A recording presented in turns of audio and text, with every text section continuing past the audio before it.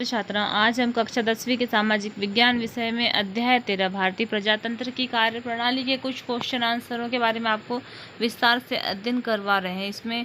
इससे पहले वाले वीडियो में भी आपको क्वेश्चन आंसरों के बारे में बताए हैं और इस वीडियो में भी आपको क्वेश्चन आंसर बताए जाएंगे और आने वाले वीडियो में आपको जो महत्वपूर्ण बिंदु हैं या न्यू टाइप वाले जैसे क्वेश्चन आते हैं उसके बारे में आपको विस्तार से अध्ययन करवाएंगे। इसलिए आप लगातार इन वीडियो को प्राप्त कीजिए और इस चैनल को सब्सक्राइब कीजिए और आप अपनी पढ़ाई जारी रखिए। देखिए, राष्ट्रपति के संकटकालीन अधिकारों का वर्णन। तो राष्ट्रपति के कौन कौन से संकटकालीन अधिकार हैं, वो जो भी राष्ट्रपति के संकटकालीन अधिकार है वो निम्नलिखित है। देखिए कि देश पर बाह्य आक्रमण, देश में होने वाले सशस्त्र विद्रोह, राज्य में संवैधानिक व्यवस्था विफल होने पर या वित्तीय संकट आने पर राष्ट्रपति आपातकाल लागू कर सकते हैं। मंत्रिमंडल की सलाह पर ही राष्ट्रपति आपातकाल की घोषणा कर सकते हैं। ऐसी किसी भी घोषणा पर 2 माह के भीतर संसद के दोनों सदनों की पुष्टि आवश्यक है। इस अवस्था में संसद को संपूर्ण भारत अथवा उसके किसी भाग के लिए विधि निर्माण का अधिकार प्राप्त हो जाता है। संघ सरकार ऐसी स्थिति में राज्य सरकारों को आवश्यक आदेश दे सकती है। फिर आता है राज्यपाल के प्रतिवेदन से या अन्य तरीके से राष्ट्रपति को यदि विश्वास हो जाए कि किसी राज्य का प्रशासन संविधान के प्रावधानों के अनुसार नहीं चल पा रहा है, तब राष्ट्रपति केंद्रीय मंत्रिमंडल की स्वीकृति में राज्यों में राष्ट्रपति शासन लागू कर सकते हैं।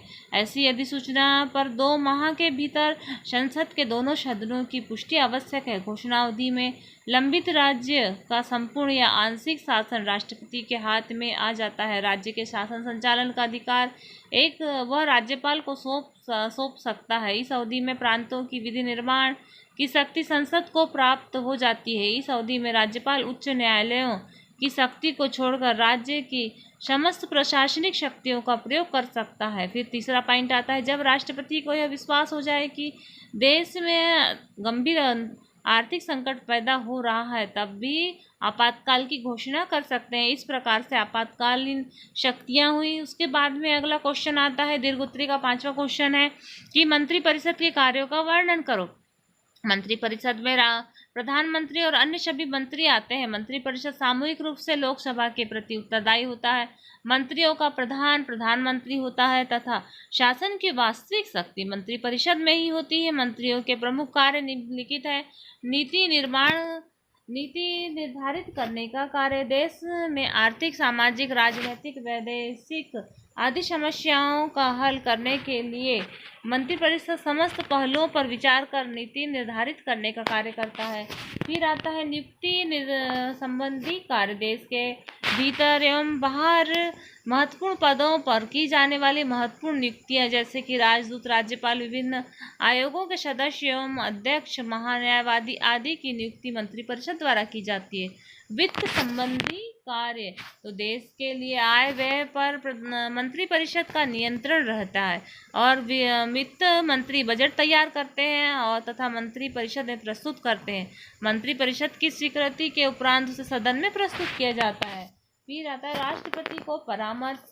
मंत्रिपरिषद समय समय पर राष्ट्रपति को परामर्श भी देने का कार्य करते हैं। इस प्रकार से मंत्रिपरिषद के प्रमुख कार्य हो गए। अब हम देखते हैं सर्वोच्च न्यायालय की शक्तियाँ।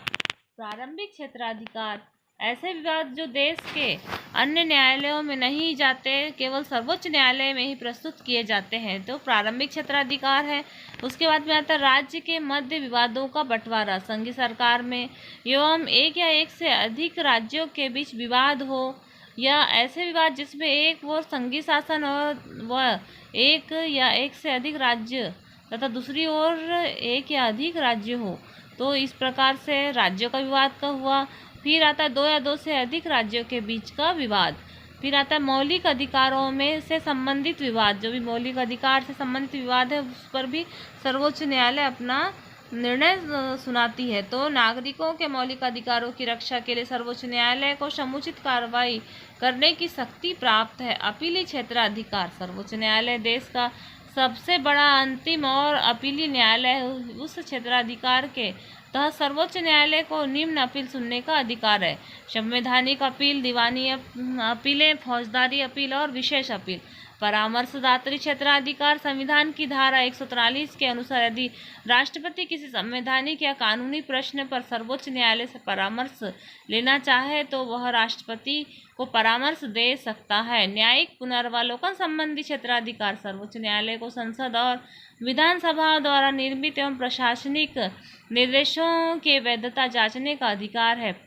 इस अधिकार के द्वारा सर्वोच्च न्यायालय विधियों या नियमों की वैधता की जांच करता है और नियमों या विधियों संविधान के अनुसार है या नहीं। अपनी इच्छा शक्ति के द्वारा सर्वोच्च न्यायालय विधान की रक्षा करता है। अभिलेख न्यायालय सर्वोच्च न्यायालय अभिलेख न्यायालय भी है, अर्थात इसके समस्त निर्णय एवं अभिलेख लिखित रहते हैं तथा प्रकाशित किए जाते हैं तथा उन्हें अभिलेख के रूप में रखा जाता है। अधीनस्थ न्यायालयों के समूह के निर्णयों का उदाहरण के रूप में प्रस्तुत किया जाता है तथा अधीनस्थ न्यायालय उन उदाहरणों को मानते हैं।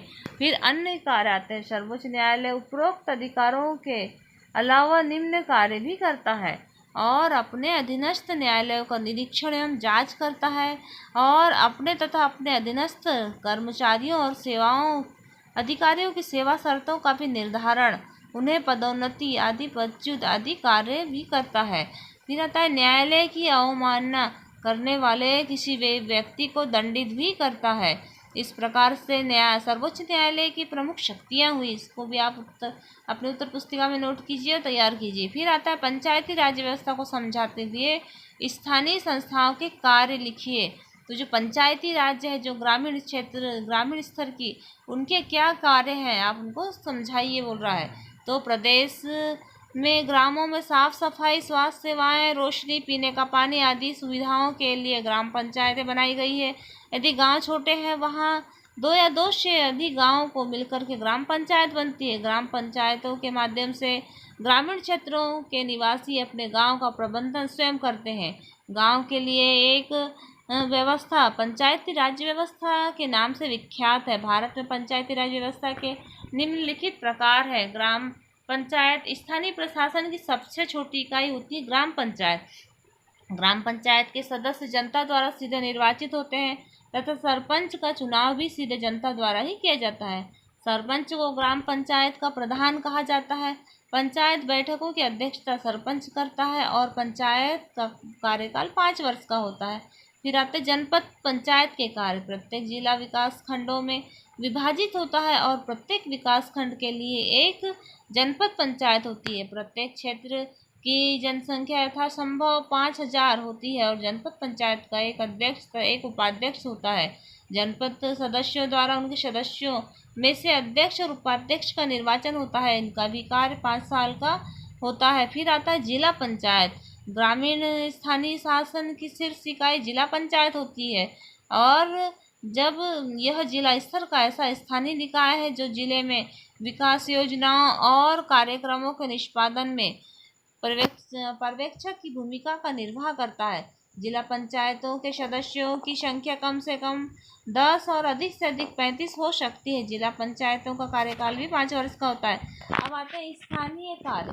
तो नगर पंचायत, नगर पालिका, नगर निगम के कार्य समान ही हैं। तीनों संस्थाएं अपने अपने क्षेत्र में निम्नलिखित कार्य करती है। सड़कों,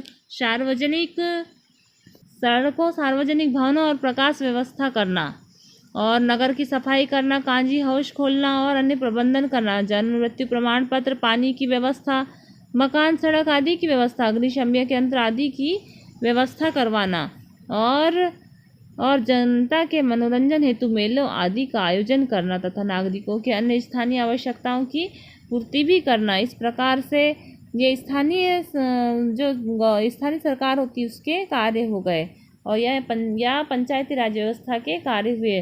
तो इस प्रकार से हमने इन क्वेश्चन आंसरों को तैयार किया है और आने वाले वीडियो में हम आपको छोटे छोटे जो न्यू टाइप वाले क्वेश्चन आंसर है उनके बारे में आपको विस्तार से अध्ययन करवाएंगे। इसलिए आप लगातार इन वीडियो को देखिए और इन वीडियो से नोट्स तैयार करके अपनी पढ़ाई जारी रखिए। धन्यवाद।